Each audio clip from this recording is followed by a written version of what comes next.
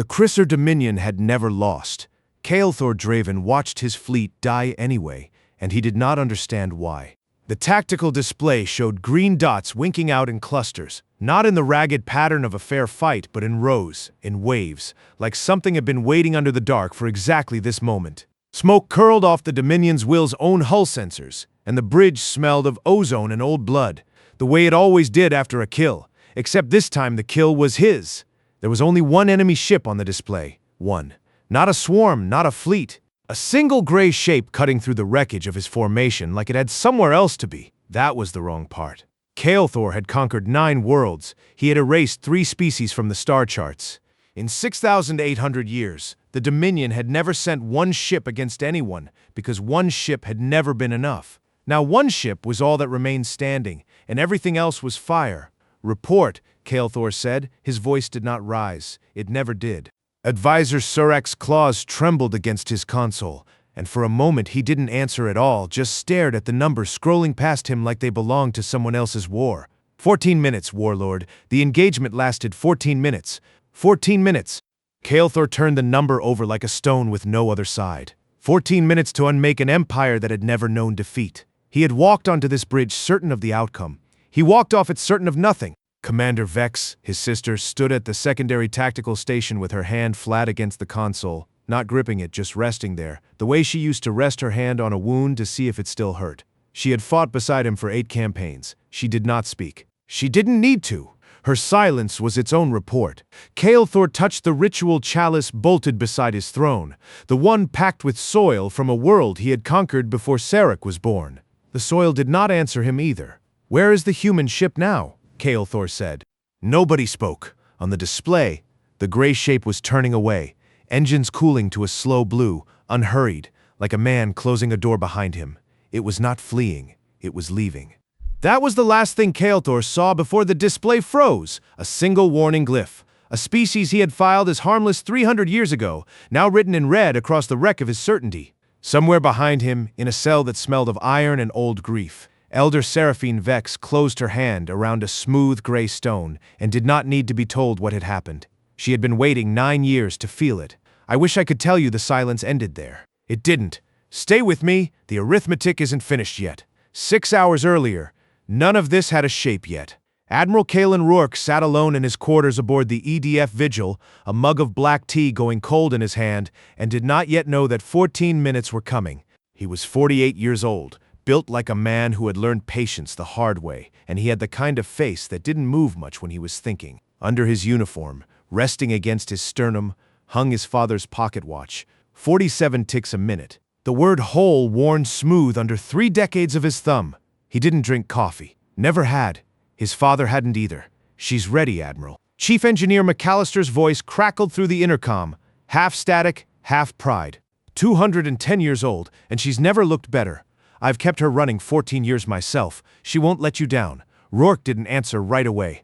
He turned the watch over once in his palm, feeling the worn engraving, then closed his fist around it and let it go. Nobody's asked her to do anything yet, Mac, he said. They will. Rourke didn't argue with that.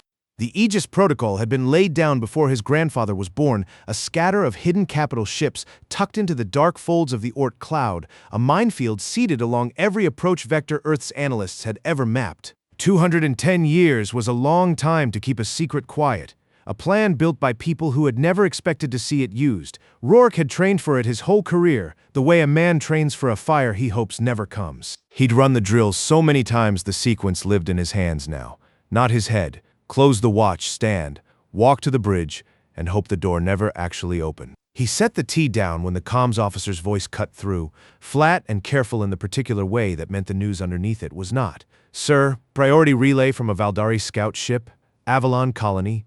There, sir, the transmission's still coming in. Rourke stood. He did not raise his voice. He never did. And that was somehow worse for the people who worked under him. Put it through. The feed that came up was silence first, an orbital view of a colony that had been full of ordinary lights an hour ago and now had none. Rourke did not look away from it. Somewhere in the casualty manifest that would follow was a girl of 7 who liked drawing animals with chalk on the colony's public walkways, and a man who'd never see his grandchildren, and none of that would ever fit inside a number on a screen. Rourke made himself hold the silence a moment longer before he spoke again. "Get me the Dominion's open channel," he said, "and get Reyes to weapons." Lieutenant Sophia Reyes arrived before the words finished. She didn't ask what had happened. She'd already seen the feed, and her jaw had the tight set of someone who had decided something and wasn't going to be talked out of it. "Admiral," she said, "say the word and I'll have targeting solutions inside 2 minutes." "Not yet." Rourke's voice stayed even. "First we see if they'll listen." Commander Marcus Webb, his first officer, stepped in from the corridor with the look of a man who already knew the answer to a question he hadn't asked. "They won't." "No," Rourke agreed. "They won't." He opened the channel anyway. Across the dark between them, on the bridge of the Dominion's will, Kael'thor received the hail with something close to amusement. A single voice, calm, entirely without fear, requesting a channel like it had the standing to make requests. "Patch it through," Kael'thor said. "Let's hear what a dead species sounds like when it still thinks it's alive." Advisor Serac worked the console without looking up. Beside him, Commander Vex watched the incoming signal with an expression Kael'thor had learned not to read too closely. She had a habit, when something troubled her, of touching the hilt of the ceremonial blade at her hip without drawing it. She was touching it now. The human voice that came through was quiet, almost gentle. "This is Admiral Kaelin Rourke of the EDF Vigil. You have invaded sovereign territory. You have committed mass murder. You have 5 minutes to withdraw and surrender." Silence held the bridge for a beat. Then Kael'thor laughed, and the sound rolled through the red-lit command deck like something with weight. "Sarek," he said, not looking away from the display. "Remind me, what is their classification?" Sarek's claws hesitated over the console before he answered. "Category 4, Warlord Primitive. Their ships were last surveyed 300 years ago. No fleet-scale capability on record. There it is." Kael'thor rose from his throne, ceremonial plate catching the low light, 9 victory sigils gleaming across his chest. "One voice, one ship, 5 minutes." He said the last word like it tasted of something sweet. "Tell the primitive his 5 minutes are noted, and so is his arrogance." Vex's hand tightened on the hilt at her side. "Brother," she said, low enough that only the command deck heard it. "A species doesn't send one ship to issue an ultimatum unless it isn't really one ship." Kael'thor didn't turn. "You've grown cautious in your old age, sister." "I've grown careful," Vex said. "There's a difference. You taught me that difference yourself before you stopped needing it." Kael'thor said nothing to that. He didn't need to answer his sister. He had never needed to answer anyone, not in 6,800 years of an empire that had never once been wrong. He gestured, and the fleet began its advance toward the colony's outer marker, toward the long, dark stretch of space the humans called the Rift Corridor, unhurried, certain, the way a wave doesn't hurry toward a shore it has always owned. On the vigil, Rourke listened to the reply relayed back to him, the laugh, the dismissal, the casual cruelty in it, and did not react the way Kael'thor expected. He simply nodded once, like a man crossing an item off a very old list. "Mac," he said into the calm. He thought briefly of his father's voice, of a story told only twice in his life and never in detail, a colony called Kaler, a father who didn't come home from it. "Wake her up." "She's already awake, sir," McAllister said. "Been awake for 210 years, waiting on you to say so." Rourke closed his hand around his father's watch one more time. A boy who grew into a man who never once raised his voice because he'd learned early what happened to men who did. He let the thought go the way he always did. Not buried, just set aside for later, the way you'd set aside a letter you weren't ready to open. "Then let's not keep her waiting any longer," he said. Webb moved to the tactical station without being told. Reyes was already keying in the long-dormant activation sequence, her hands steady even though her breath wasn't. Across the ship, in engineering bays that had sat quiet for longer than most of the crew had been alive, McAllister laid his palm flat against a bulkhead like he was greeting an old friend. 210 years, he murmured, to no one. "Let's see what you remember." He did not move. He did not raise his voice. He simply gave the order, the way a man opens a door he has spent his whole life building the key for.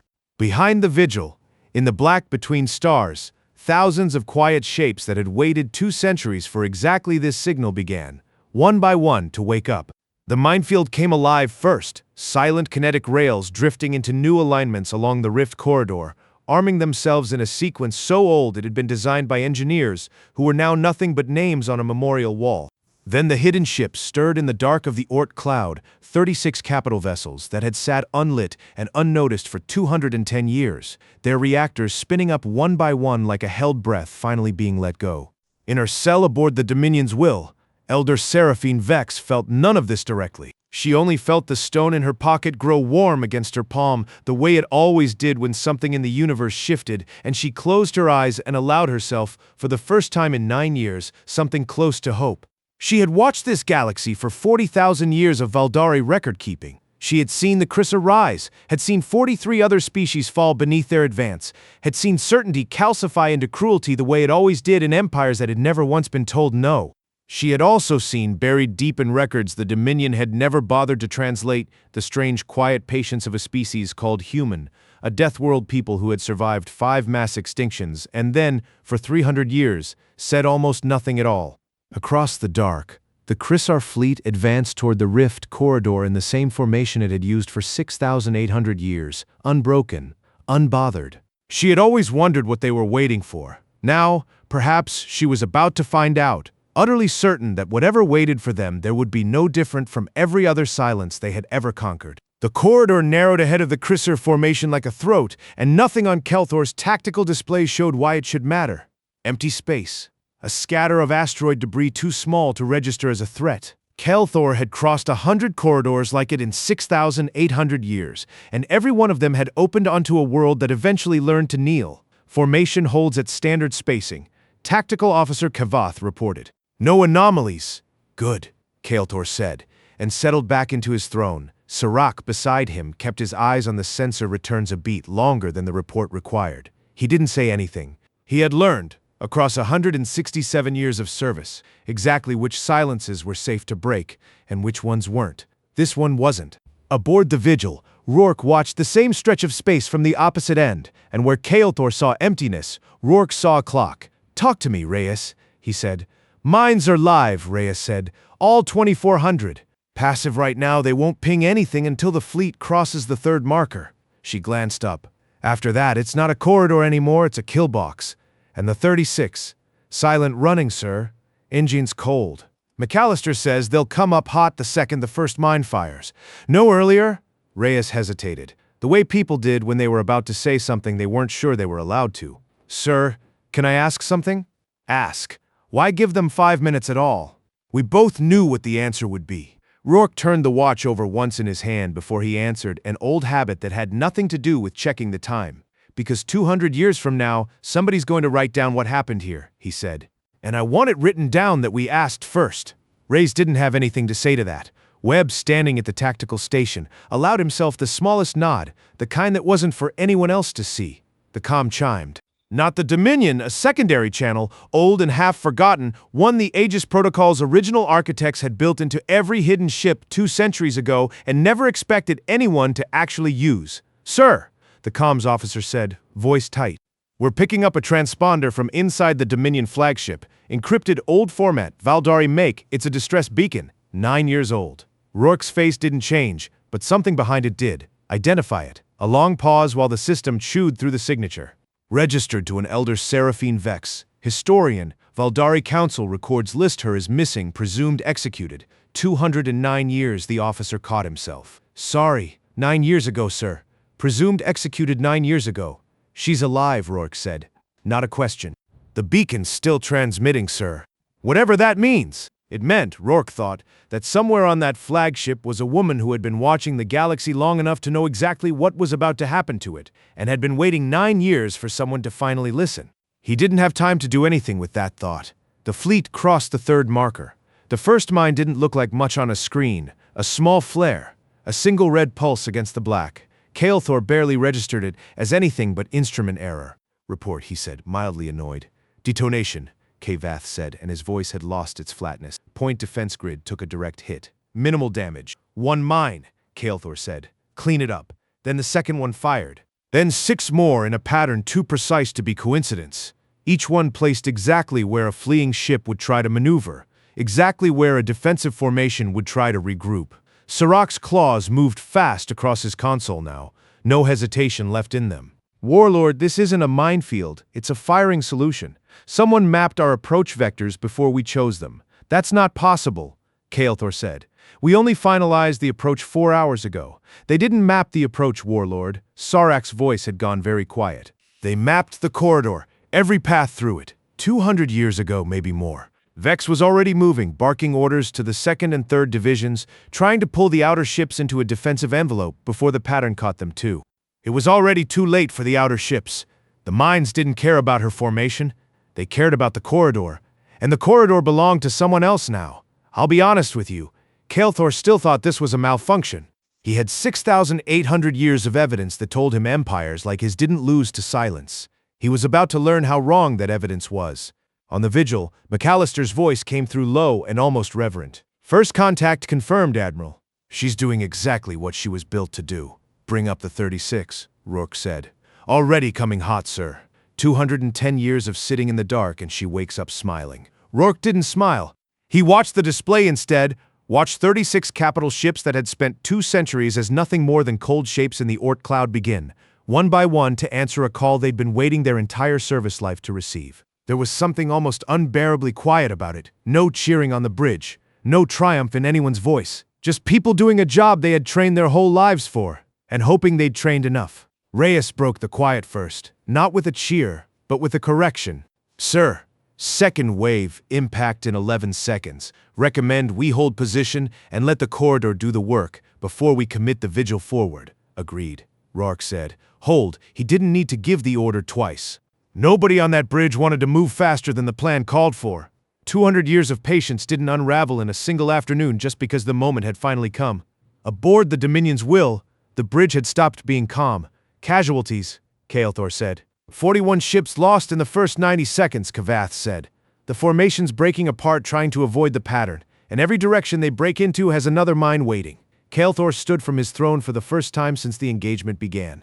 He walked to the tactical display and studied it the way a man studies a wound he can't yet believe is his. 41 ships, in 90 seconds, 6,800 years, and no engagement in Dominion history had ever cost them 41 ships in 90 seconds. "This was never about one ship," he said, mostly to himself. Vex heard him anyway. "No," she said. "It wasn't." Kael'thor looked at his sister, and for the first time in longer than either of them could remember, he looked like he was actually listening. "You tried to tell me." "I tried," Vex said. "You've stopped hearing that particular tone from me a long time ago, brother. I don't think it's my fault you didn't recognize it. There wasn't time to answer that." The tactical display flared again. New contacts, 36 of them, decloaking from a stretch of empty space the Dominion sensors had swept 100 times without ever once flagging as anything but debris. 36 additional hostiles, K-Bath said, and this time his voice cracked on the number. Capital class, they were inside the Oort cloud the entire time. Sarek's claws had gone still on his console, the stillness of a man who had run out of numbers that made sense. "Warlord, recommend immediate withdrawal." "No," Kael'thor said. "Warlord, no." Kael'thor's voice, for the first time in the engagement, was not calm. "We have never withdrawn. We are not going to start because of one primitive ship and a scattering of debris that turned out to have engines." Vex looked at her brother for a long moment, and in that look was something that had taken 8 campaigns and one very bad afternoon to finally arrive. "Then you're going to lose everyone," she said quietly. "Not because they're stronger, because you can't stand the idea that they were patient enough to wait." Kael'thor didn't answer that either. He turned back to the display and watched his empire's certainty come apart in real time, ship by ship, in a pattern that had been laid 2 centuries before he was born. In her cell, Elder Seraphine Vex felt the ship shudder under a distant impact and allowed herself, for the first time in 9 years, to stop bracing for the next blow. She closed her hand tighter around the smooth gray stone in her pocket, the last piece of a homeworld glass 200 years ago, and thought of all the things she had never been allowed to say out loud on this bridge. The Valdari had watched this galaxy for 40,000 years, she thought, in words she had rehearsed so many times in silence that they now had the shape of prayer. We watched 100 empires rise on the belief that the loudest voice always wins. We watched 43 species go extinct, proving it wrong, and in 300 years of watching humanity say almost nothing at all, we never once considered that their silence might be the loudest thing in the room. She didn't know yet how the engagement would end, but she knew with a certainty that felt like the first solid ground under her feet in 9 years, that whatever came next, the galaxy's arithmetic had just changed. Somewhere above her, alarms had started sounding on a bridge that had never needed them before.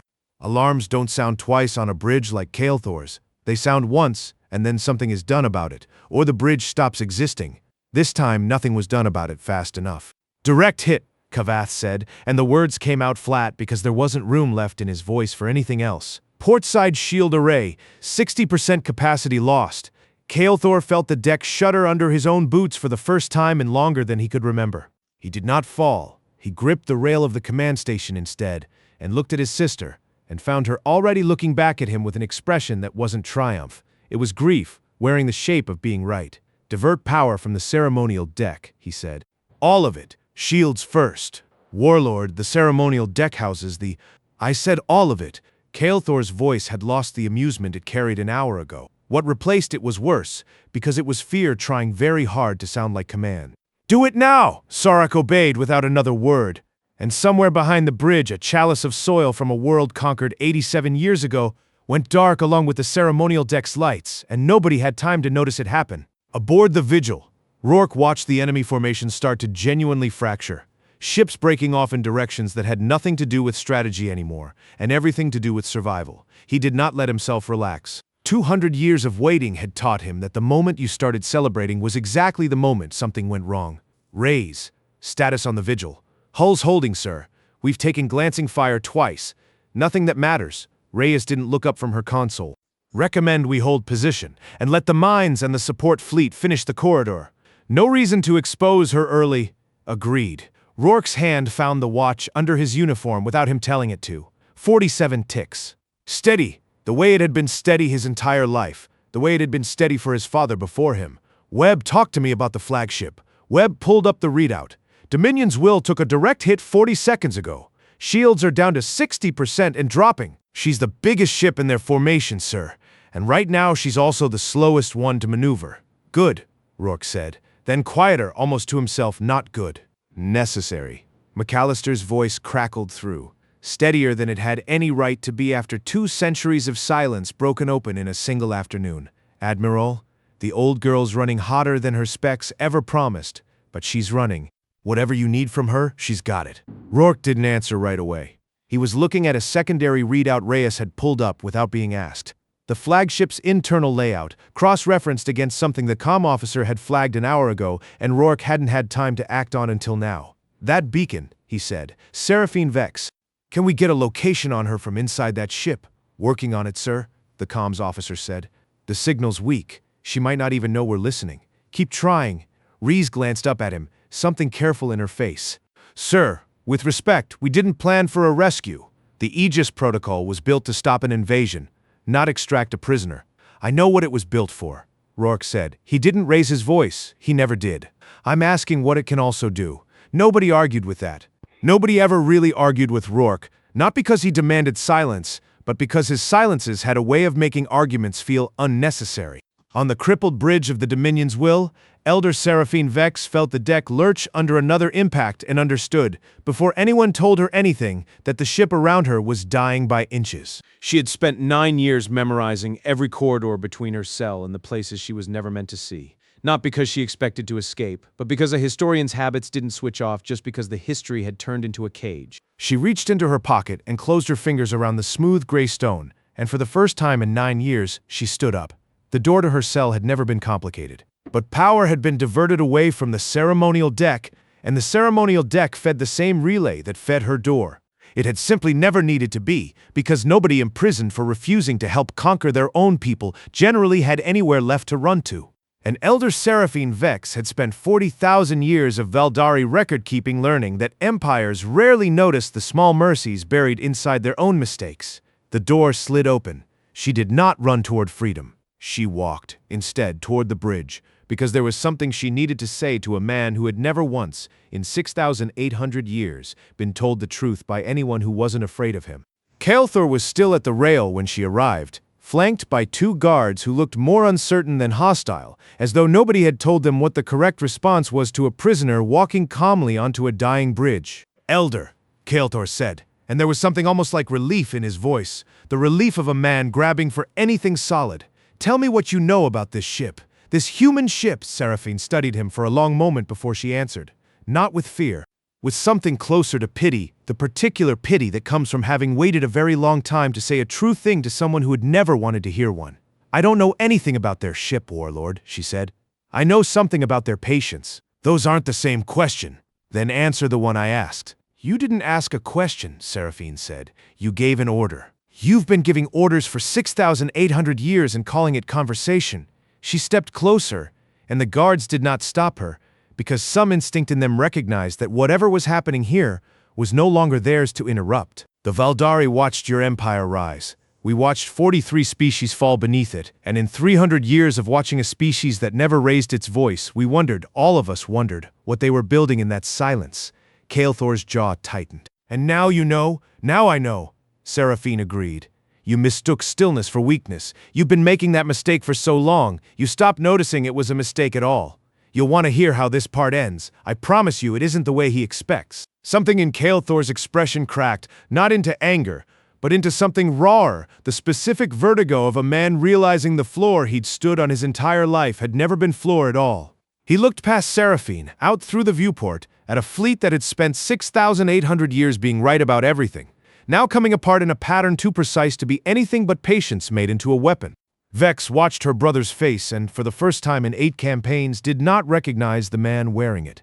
Brother, she said quietly. Whatever you decide to do in the next 60 seconds is going to be the thing they remember about you. Choose it like it matters.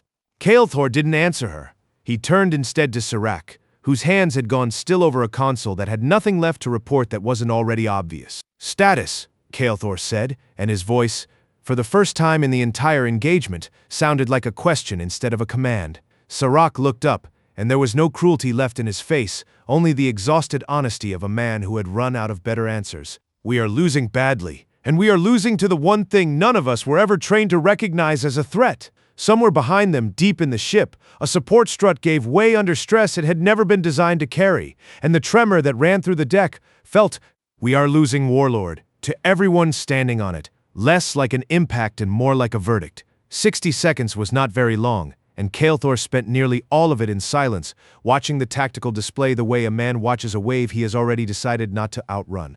He reached down and unclasped the ceremonial blade from his hip, the one that had never once left its sheath in combat, kept only for rituals and executions, and set it on the console in front of him quietly. Then he did something nobody on that bridge expected, the way a man sets down something he has finally stopped needing to carry.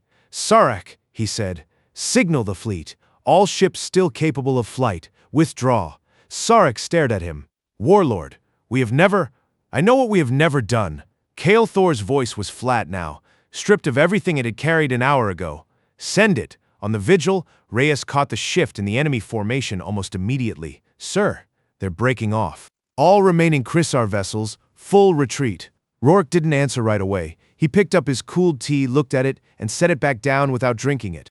It was such a small, ordinary motion that nobody on the bridge thought anything of it at all, which was exactly why it mattered, the last quiet thing a man does before the number comes in. Final count, he said. Webb read it off the display, and for a moment even his voice lost its usual steadiness. 847 Chrysar ships destroyed, 353 retreating out system. He looked up. Sir, we won. Rourke didn't answer one. He was thinking of a girl who liked drawing animals in chalk, and of 2.1 billion people who would never again be a number he could hold in his hand the way he held his father's watch.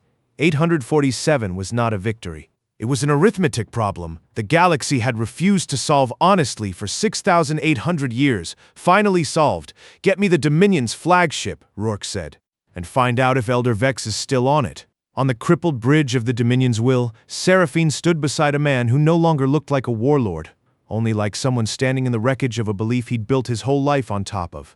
Kael'thor looked at her. You knew this would happen. I hoped it would happen, Seraphine said. There's a difference, and you taught me that difference yourself, though I doubt you meant to. Vex crossed the bridge to stand beside her brother, and for a long moment neither of them said anything. Then Vex spoke, quiet enough that it felt less like a report and more like a confession she'd been holding for 8 campaigns. We were never conquering them, she said. We were simply giving them a target. Kael'thor had no answer for that. He had spent 6,800 years never needing one, and the silence where the answer should have been said everything Serac's reports no longer had to. A channel opened, unbidden, patched through from the vigil without ceremony. Rourke's voice came through the ruined bridge, calm, unhurried, exactly the way it had sounded 5 minutes and 14 minutes, and in some sense 210 years ago. This is Admiral Rourke, he said. Elder Vex, if you can hear this, we're sending a shuttle. Seraphine closed her hand around the smooth gray stone in her pocket. the one that had once been a piece of a homeworld that no longer existed, and for the first time in 9 years let herself simply breathe. "I hear you, Admiral," she said. "I've been listening for a very long time." No one answered that with triumph. No one on the Vigil's bridge cheered when the shuttle bay doors opened. Rourke simply stood, straightened his uniform, and walked toward the airlock himself, because some things weren't meant to be received secondhand. Before he sent the final transmission, he opened his father's watch one more time. 47 ticks. The same rhythm his father had carried into the Kaelor incident 34 years ago. The same rhythm that had outlasted every empire that had ever tried to silence it. No warning shots, no boarding parties, no demands. He closed the lid. "Hold," he said quietly. We held, then he keyed the transmission that would reach 67 systems within the hour. 3 words, no explanation, no negotiation, sent once and never repeated. The reckoning is here. The Vigil did not pursue the retreating ships. She did not fire another shot. She simply turned, engines cooling to that same unhurried blue Kael'thor had mistaken for weakness 6 hours and 14 minutes ago, and began the long, quiet journey home. Elder Seraphine Vex stood at the shuttle bay window as the Dominion's will fell away behind her, and took the smooth gray stone from her pocket one last time. She did not throw it away. She placed it, gently, on the shuttle's narrow sill, facing outward toward the stars her homeworld used to occupy, and did not pick it back up. Somewhere behind them, on a bridge that had governed 6,800 years of certainty, Kael'thor Draven sat alone in his throne with an empty scabbard at his hip, and said nothing at all. The Vigil carried her lights low across the dark, patient as she had always been, and did not look back.